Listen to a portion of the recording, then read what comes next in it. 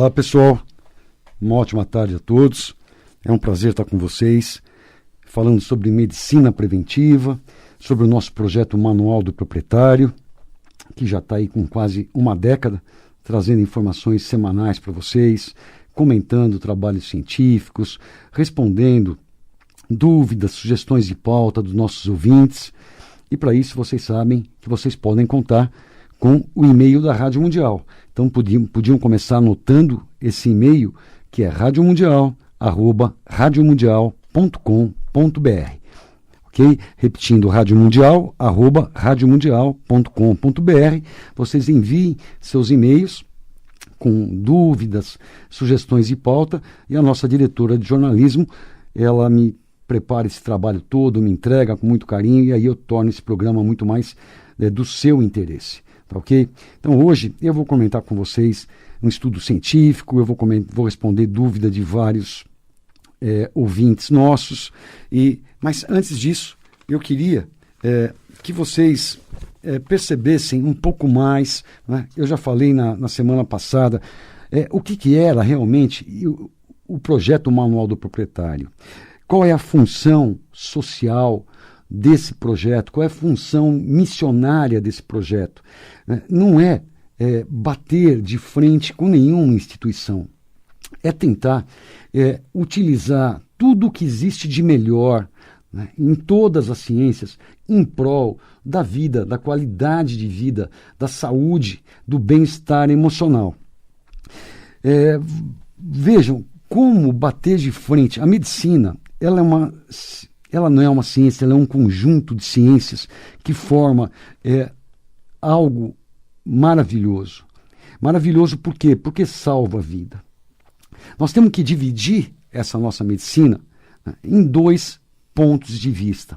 O que é a medicina intervencionista? O que é essa medicina depois do século XX? Né? Essa nossa medicina de agora, a medicina do futuro. O que é essa medicina? O que ela faz? Ela é maravilhosa, ela salva vidas. Imaginem um politraumatizado num acidente, de carro, pior, um atentado, né? Um desmoronamento, um grande queimado. Como que um paciente desse sobreviveria sem uma terapia intensiva, sem os recursos que a gente tem hoje? Um paciente desse chegando num estado crítico, o que a gente faz? O que eu fiz durante 20 anos de UTI, de emergência, de pronto-socorro? O que meus colegas fazem? Todos, não é? É justamente o que? Restabelecer a saturação de oxigênio. Primeiro, então, esse gás da vida vai ter que voltar a entrar nesse paciente. Se de início for necessário usar um catéter nasal para se manter essa saturação de oxigênio, se for uma coisa mais intensa, uma máscara de oxigênio, por último, uma intubação orotraqueal para se mandar esse oxigênio direto para os bronquíolos, para os alvéolos, para o pulmão e daí para a circulação, se restabelecer os batimentos, reconstituir o volume sanguíneo, nutrir esse paciente endovenosamente, porque ele não tem reflexos para deglutir, ele está crítico, tirar esse paciente da morte e trazer para a vida. Quem faz isso? Não é a medicina preventiva. Quem faz isso é a nossa medicina intervencionista. São as nossas emergências, são as nossas UTIs, e para isso ela tem que usar, sim, as drogas que a nossa indústria farmacêutica cria. Então, vai ter que ser usado antibiótico, vai ser usado antibiótico, vai ter que ser usado corticoide, vai ter que ser usado corticoide. Né? Eu tenho que tirar, eu tenho que restabelecer a vida desse paciente. Então, olha que maravilhoso. Aí, uma vez restabelecida a vida, esse paciente vai para cirurgias, e essas cirurgias vão restabelecer funções, órgãos. Se não for um paciente crítico nesse sentido, mas crítico em outro, esse paciente desenvolveu uma obstrução intestinal por um tumor, ou por um volvo, por uma torção do intestino, e grande parte daquele intestino vai morrer, e esse paciente vai começar a vomitar tudo que ele puder, até no fim fezes, ele não tem mais o trânsito intestinal. Se não tiver um cirurgião para levar esse paciente para o centro cirúrgico, um anestesista, e usar todas as drogas necessárias. Como é que nós vamos restabelecer esse trânsito intestinal e salvar a vida desse paciente? O que pode acontecer por uma simples apendicite. Então, olha só, os transplantes, o transplante de córnea, que em algumas semanas você está enxergando de novo, transplantes de fígado, transplantes de pâncreas, transplante de coração, isso devolvendo a vida, tudo isso é maravilhoso e é da nossa medicina do futuro. Então, nós não podemos tratar tudo como sendo interesses ou coisas horríveis. Não, salvam vidas, são maravilhosos na hora certa. Quando a gente fala em medicina preventiva, a gente fala de fato o que fazer para não chegar nessas situações com esses tumores avançados, com infarto intestinal por obstrução de artéria, por infarto do miocárdio por obstrução de coronária, por acidente vascular, por obstrução de carótida ou vertebrais. Então, o que a gente faz nessa medicina preventiva, que eu preconizo para vocês, é tudo justamente para vocês não chegarem na necessidade da utilização da medicina intervencionista que salva a vida. Então, essa é uma diferença muito grande. Então, é sempre ruim usar antibiótico? Não. Antibiótico bem usado, ele salva a vida. Agora, antibiótico mal usado para qualquer resfriado, para qualquer gripe, para qualquer inflamaçãozinha de ouvido de criança em pronto-socorro, isso não. Isso é péssimo, isso destrói a flora da criança, altera a imunidade da criança, ela demora meses ou anos para se restabelecer essa flora intestinal depois. Isso cria bactérias resistentes a superbactérias que estão matando-nos por infecção hospitalar, que não tem antibiótico que possa matá-las. Por quê? Pelo uso indiscriminado, pelo uso incorreto, não é? Pelo conforto, pela comodidade de se ver livre rapidamente do quadro. E se esquecem que poderia ter sido usado ali outras coisas mais inócuas que não geram bactérias superresistentes. Então existem tratamentos que modulam o sistema imunológico para a pessoa poder vencer aquela infecçãozinha no momento, aquela infecção viral, que é o resfriado, que é a gripe, que não adianta nada usar antibiótico, não é? Então se esquecem que o alho foi muito usado e tem trabalhos e mais trabalhos mostrando o efeito bactericida do alho, né? Que existem mais substâncias naturais que têm esse efeito, que nem a berberina, então, que tem oxigênio-terapia ativada, que tem um efeito bactericida, viricida muito grande, e que é usado em muitos países do mundo. Inclusive tramita hoje um projeto de lei de liberar a ozonioterapia no Brasil. Quem dera tivéssemos em cada posto de saúde, em cada esquina, em cada pronto-socorro, em cada consultório, um aparelhozinho simples para um método indolor, barato, que é por uma canulazinha da grossura de uma carga de caneta Bic no reto e poder introduzir a quantidade adequada desse oxigênio ativado que vai atingir toda a circulação sistêmica desse paciente e ter essa ação antibacteriano, antiviricida, sem levar ao aparecimento de superbactérias. Isso está em uso em muitos e muitos países do mundo, muitos países da Europa, América do Norte, Canadá, vários estados americanos, né? E se Deus quiser, já está em uso no Brasil também há 40 anos, e se Deus quiser vai ser uma coisa que vai ser liberada. A odontologia, o Conselho de Odontologia, ele já tem isso liberado, os dentistas já usam isso justamente por esses fatores, por essas características. Então, tem muita coisa para ser feita. Por exemplo, você tem uma torção, um entorse de tornozelo, o seu pé fica do tamanho de uma bota, você não pode pisar. Ah, não vou usar anti-inflamatório? Por que não? Mas não mais do que 2 ou 3 dias. Uma injeçãozinha intramuscular de um anti-inflamatório convencional, né, não vai trazer grandes prejuízos para o trato digestivo desse paciente e vai ter um efeito muito mais rápido e bombástico do que eu ficar usando plantinhas enquanto ele está com o pé daquele jeito. Ou uma crise enorme de gota, que a pessoa não pode pôr o pé no chão, também. Por que não usar 2 ou 3 dias de anti-inflamatório? Agora, eu ficar dando anti-inflamatório que nem várias especialidades fazem ao longo da vida, em fórmulas, aí dá o anti-inflamatório, nimesulide, diclofenaco, aí põe um pouquinho de remédio para proteger o estômago. Então, esse que protege o estômago não deixa fazer ácido clorídrico, cria uma má absorção.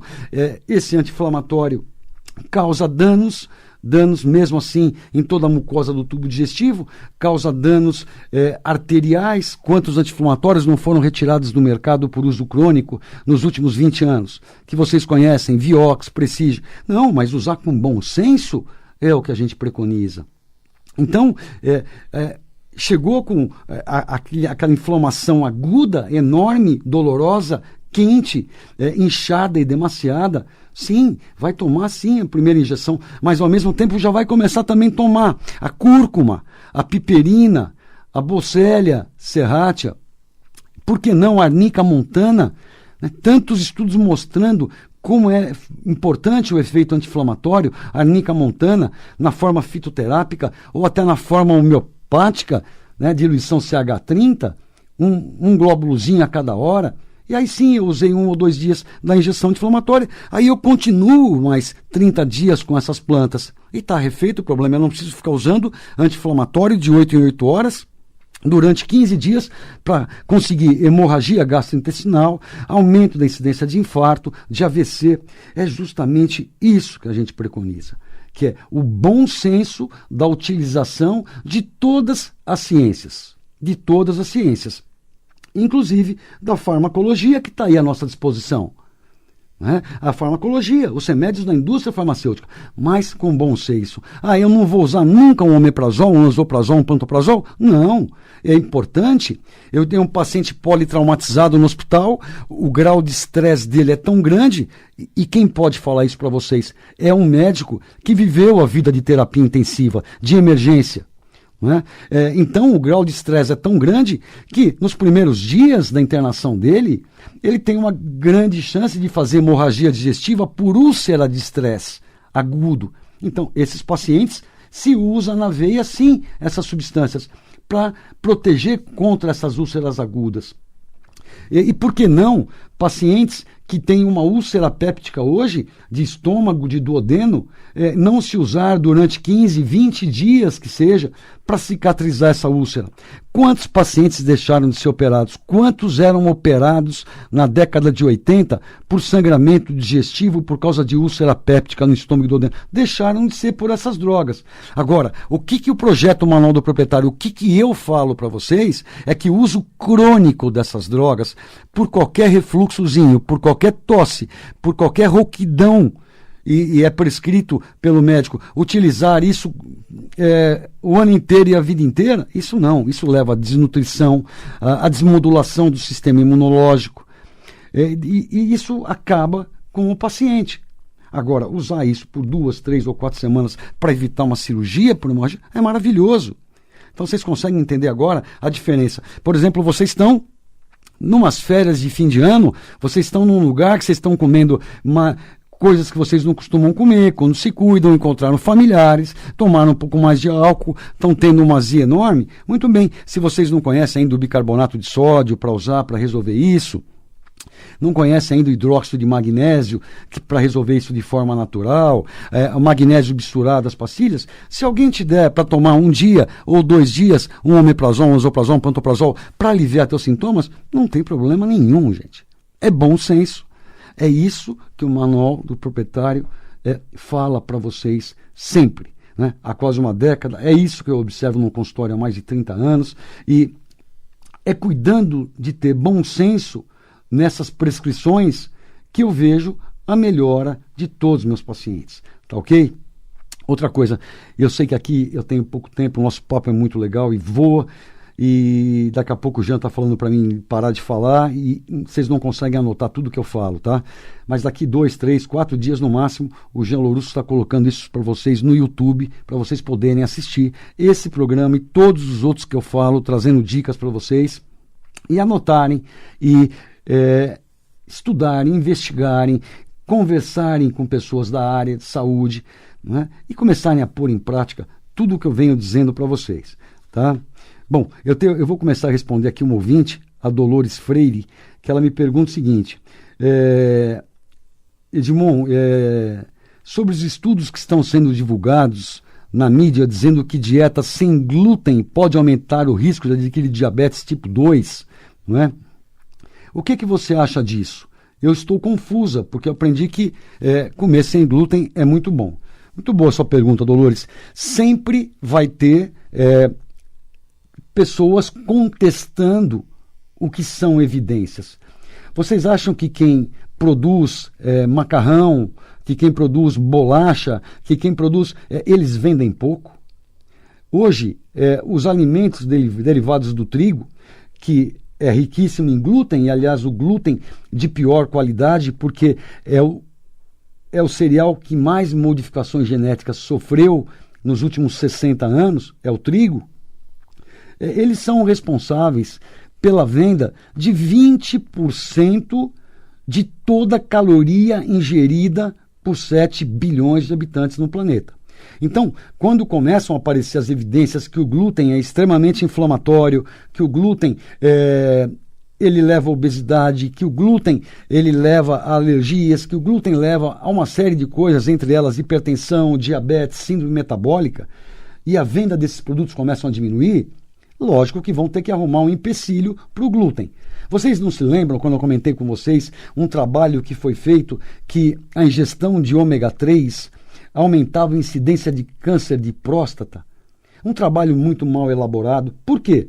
Porque estava se vendendo muito ômega 3, o ômega 3 faz bem para tudo na nossa saúde e tem muita gente que não tinha interesse nisso. Então é muito fácil criar sempre uma coisinha que vai contra para falar, opa, pera um pouquinho, vamos bloquear. Agora, o que acontece com essa questão de dieta sem glúten poder aumentar o risco de adquirir diabetes tipo 2 é muito simples. Eles estão confundindo as pessoas que deixam de comer glúten e no lugar do glúten eles passam a comer fécula de batata, tudo com fécula de batata, tudo com farinha de arroz refinado, açúcar, doces. Aí sim, então eles trocaram o glúten por alimentos de péssima qualidade, altíssimo índice glicêmico, e essas pessoas, obviamente, tendo tirado o glúten ou não, essas pessoas vão ter uma incidência maior de síndrome metabólica, de diabetes, de hipertensão, sem dúvida. É essa a diferenciação. Se você tira o glúten e começa a escolher, eu vou comer no lugar dele para fazer um pão, uma farinha de nozes, uma farinha de avelã, uma farinha saudável, né? Que quem pode te orientar direito isso é um nutricionista, né? Farinha de amaranto, existem farinhas muito saudáveis, farinha de chia, né? Então eu estou usando uma farinha saudável no lugar daquela e não fécula de batata, farinha de arroz refinado.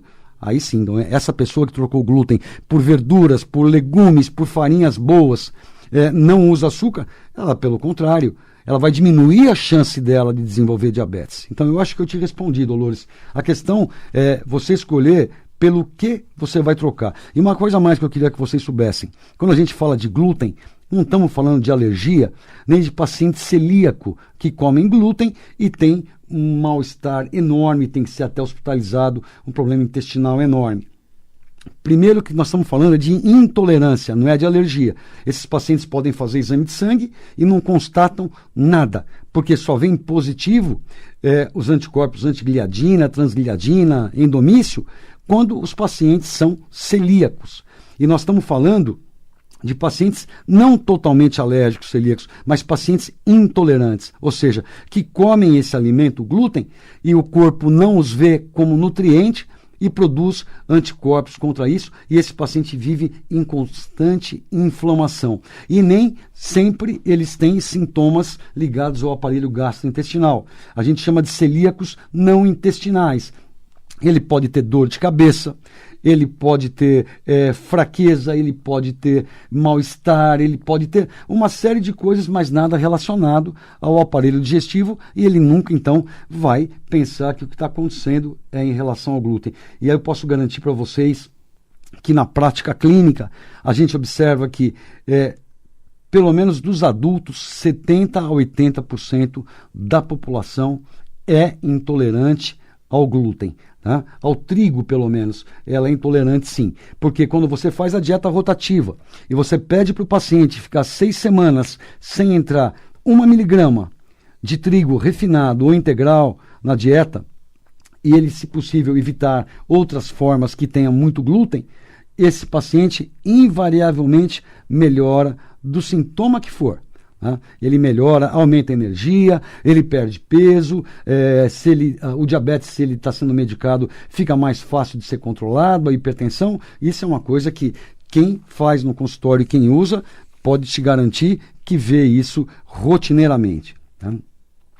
E eu tenho tempo para responder mais uma perguntinha aqui, não é, do Heinz Pedrão, que ele pergunta a opinião sobre a solução de Lugol. Bom, a solução de Lugol foi criada há quase 100 anos pelo Dr. Jean Lugol.